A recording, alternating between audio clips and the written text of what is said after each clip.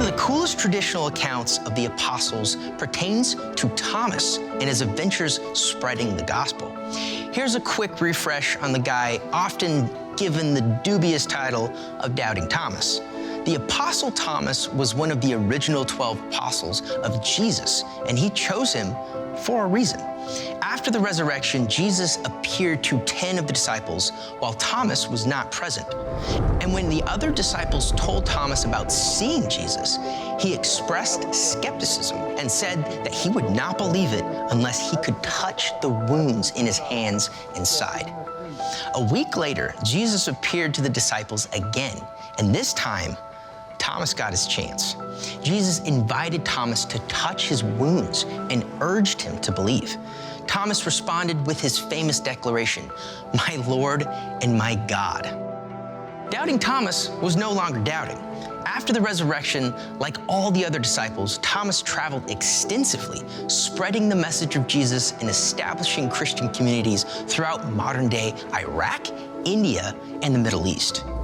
From Jerusalem, Thomas traveled to the city of Seleucia near modern-day Baghdad, Iraq, where he established a Christian community. Once again, like the other disciples, Thomas strategically chose a city where the message of the gospel could grow quickly and flourish. But Thomas didn't stop in Seleucia. This faith-filled saint traveled all the way to India, which, if you check, and I did, that means he would have traveled 3,000 miles from Jerusalem to Mylapore, now known as Chennai, India. Now, he probably didn't walk there on the Roman roads. It's widely accepted that he landed on the southwestern Indian state of Kerala around 52 AD. Kerala had a thriving trade relationship with the Middle East at the time, and so it's an easy stop and a perfect strategic location for Thomas to establish a Christian community. The story of St. Thomas in India is preserved in several various texts, including the Acts of Thomas, which is a 3rd century work that describes the travels and miracles of St. Thomas. According to this text, St. Thomas traveled to India to preach the gospel to the Parthians, a people who migrated to India from the Middle East. One of the most famous stories associated with St. Thomas in India is the legend of the miraculous water fountain. According to the story, St. Thomas was traveling through a region where the local people were suffering from a severe drought.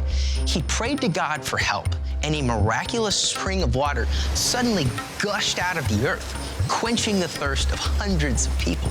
Another legend tells of how St. Thomas healed a woman who had been suffering from paralysis for many years. He's said to have prayed over her and commanded her to rise, and she was miraculously healed. Not bad for Mr. Doubter. On top of that, St. Thomas is also believed to have had a pretty good relationship with the king, Gondophares, a ruler of the Indo-Parthian kingdom who is mentioned in the Acts of Thomas. According to tradition, St. Thomas converted King Gondophares and many of his subjects to Christianity. Perhaps one of the most famous miracles attributed to Thomas in India is the healing of the king's daughter. According to the legend, the king of Mylapore had a daughter who was suffering from a serious illness and was close to death. Thomas prayed for the princess and she was healed, leading the king and many others to convert to Christianity.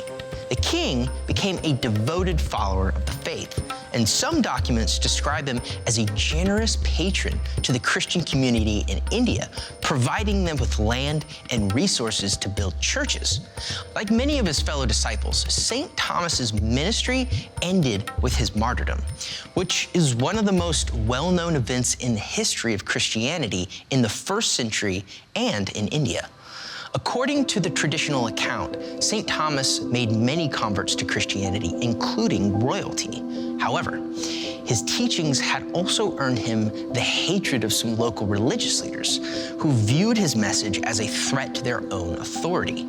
One day, while St. Thomas was praying in a cave outside the city of Mylapore, a group of hostile locals attacked him with spears and swords, killing him on the spot. Today, the Shrine of St. Thomas at Mylapore is an important pilgrimage site for Christians in India and is believed to be the final resting place of the apostles' remains.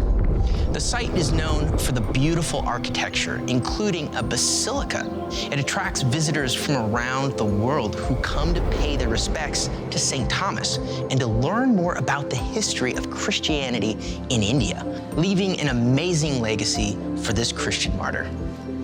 For 2,000 years, Christians like St. Thomas have courageously triumphed over beatings, stonings, burnings, wild beasts, and every form of evil to boldly proclaim one truth: the name of Jesus.